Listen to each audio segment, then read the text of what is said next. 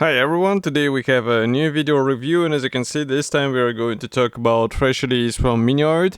This is part of their airplane series, and as you can see, this is the basic kit of Focke-Wulf 190D-9, and this is the early production version, and as you can see, it covers the Grunherz markings. So because it's a basic kit, we won't get a lot of markings inside, but it still might be interesting for some modelers who don't need all those markings. They just want the high quality model with a lot of features out of the box, and that's exactly the case because we reviewed the previous versions of this kit and they were quite alright. So this is already the third version of this aircraft, and as you can see, the kit number is written here 48035. So what you will see in the video review in this box, it's something what you will be getting if you order it from Modelimex, for example. It should be already available. And overall packaging is rather standard for this brand, so here is comparison with my hand. We have really beautiful box art here. And I honestly wish that they would make some posters or maybe even the t-shirts with this, because the image is really great. But then on the opposite side we also have the safety advices and address of the manufacturer. On the other side we have the marking options. So as I say, there are not a lot of them. It's the standard thing for the basic kit, and as you can see, we have the two marking options only.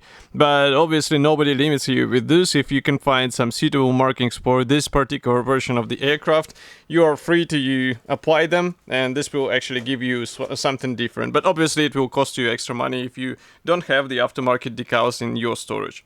So as you saw, this is the top cover, and inside we have all of the parts or all of the sprues sealed into this one plastic bag. So I'm going to open it right now and we will check together what is included there. And in case you have missed the live streams, I'm building the initial basic kit of this model. So in case you are interested, you can find the first stream on the live stream sections of this YouTube channel. And I have to say that the kit is quite interesting in terms of its engineering. It's easy to build, and also a lot of things are pre-molded out of the box. So even in the basic kit, which I'm building as well, it gives you a lot of features. And maybe what we will be able to show, well, I have the on this table now I have the pre-painted fuselage house, so I'm not sure how interesting it will be for you, because here it will be exactly the same stuff just without the paint. But we start with this plastic sprue, so let's zoom in, and now you can see here the armament for this aircraft. I'm not sure if this particular, well, all of those types will be used, so we will have to check the assembly manual. But as you can notice, the molding quality looks fine. Those thin parts are looking neat, and here inside we also have the guiding elements, so it will help you with the proper alignment of those things together.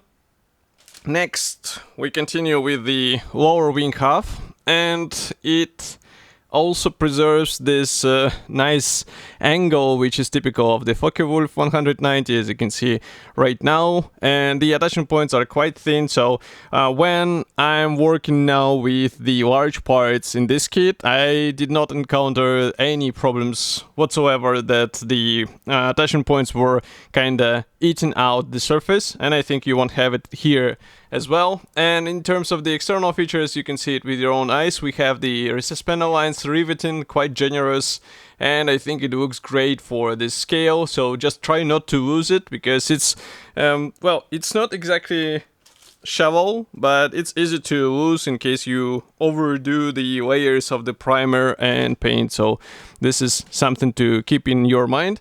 Then we continue here with the fuselage half. I guess for this sprue we can zoom in so that you can check the full half in one frame. And as you can see, this right part is molded together with the tail fin, and the same will be for the left half. Obviously we have the air intake molded separately. You will see it on the next sprues, but the attachment point is quite prominent, so it will be really difficult to install it in some weird position. We also have the lower panel of the fuselage molded as a single piece part, so you don't have to be worried that you have some weird gaps in this quite noticeable area, and especially it's tricky to have the nice finish here. So as you can see, Miniart decided to go smart about it, and this is really how it should be designed, because you don't have to worry that such visible areas will be actually split in two because of the parts division. This is something what we do not need in the aircraft kits, in my opinion.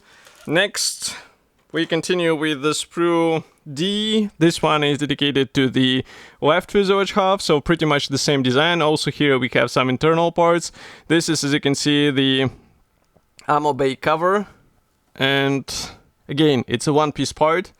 And here, by the way, you can see the air intake halves, and they repeat exactly the same panel outline as on the real aircraft. As you can see, we have the welding seam here, we have also the guiding tabs here, so it will be easy to get everything in right position and not to have it misaligned or any other extra issue which is not necessary here.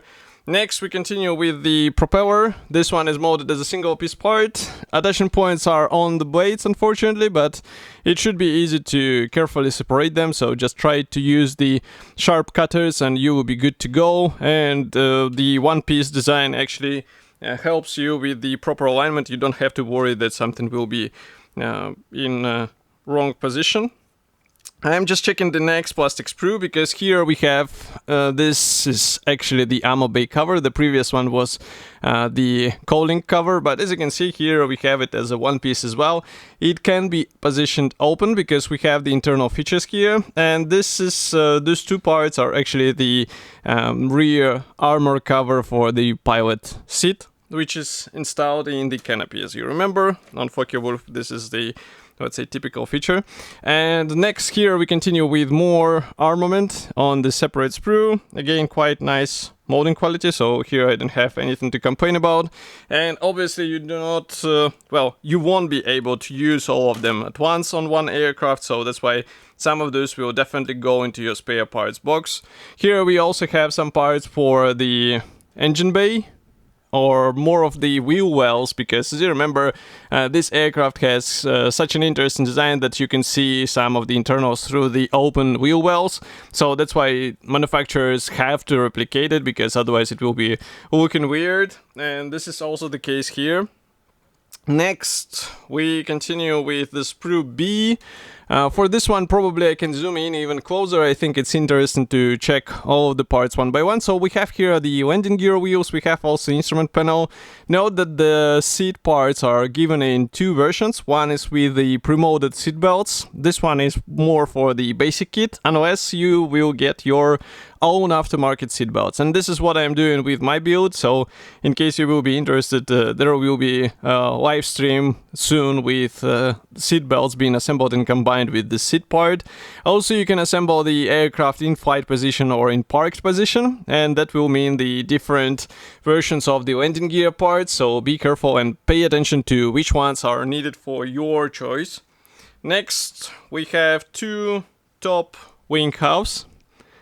So those are looking quite good, and what is interesting here is that you have to add the separate tabs for the wheel wells. This is not a difficult task, but it will take some time because the parts are quite tiny. In some cases I had to use tweezers because it's really difficult to handle them with the bare fingers. Next we continue also with the fuel tanks. So again, quite a typical part, but as you can see inside we have the the large guiding elements, and this will help you with the proper alignment. Obviously you'll have to sand them a bit because these are two halves joining together, but I guess this is not a difficult task to do. And last but not the least is the sprue A, which is also one of the biggest in this kit. Here we have mix of parts, for example the cockpit floor here. We also have two versions of the cooling flaps.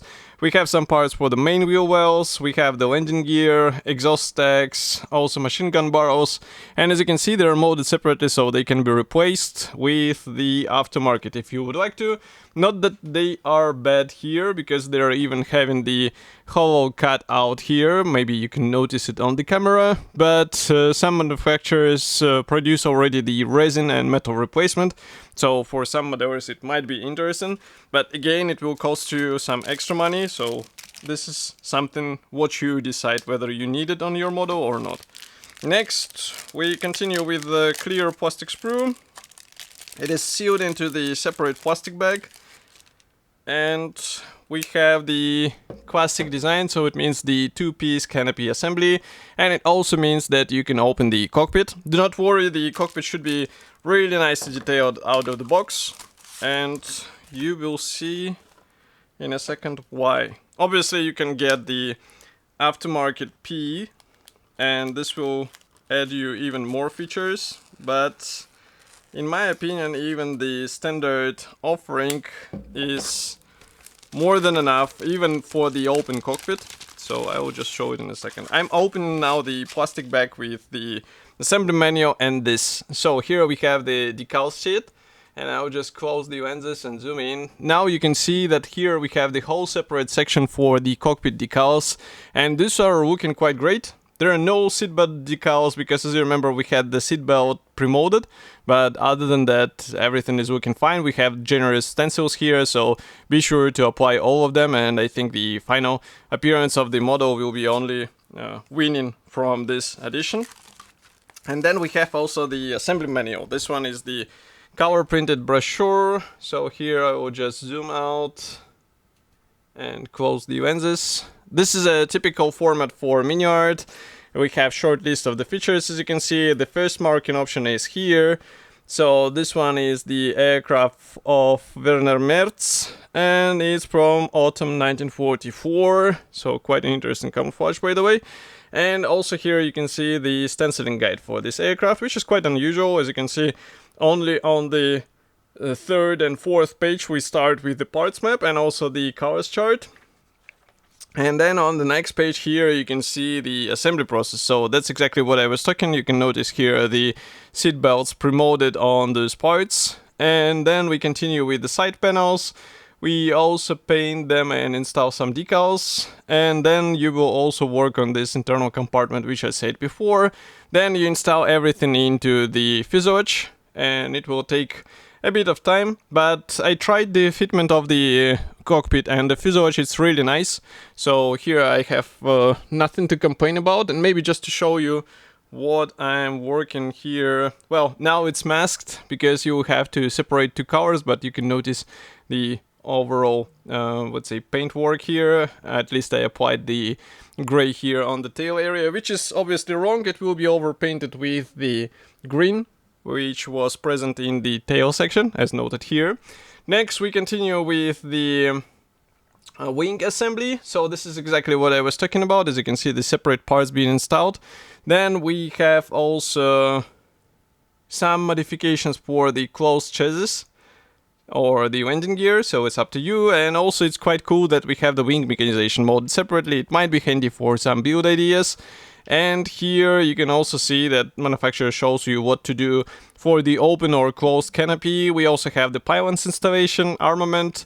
Then we have also painting and marking for the armament, and you can use the fuel tanks as well. And then on the next page we have the second marking option. This one is from 1st January 1945, and it was flown by Theo Nebel. So as you can see, it's also quite an interesting camouflage, but I would say it's typical for Luftwaffe of those years. So in case you can find something more, I would say, special in comparison with these ones, definitely go for it, because it will help you to differentiate your build. But overall, I really like what they did with the plastic. In my opinion, it's a quite nice design, which is beginner friendly as well. So in case it's your first or let's say second model, then it should be fun as well. And you don't have the P parts, as you noticed, so it's also friendly with older modelers. And it should be already available, so you can get it in Modelimex. I would be happy to hear your opinion, which you can write here in the comment section below. You can also support me, as you remember, with the donations or joining the YouTube membership. And I will see you in the next video review as usual. Thank you for joining me today, and bye.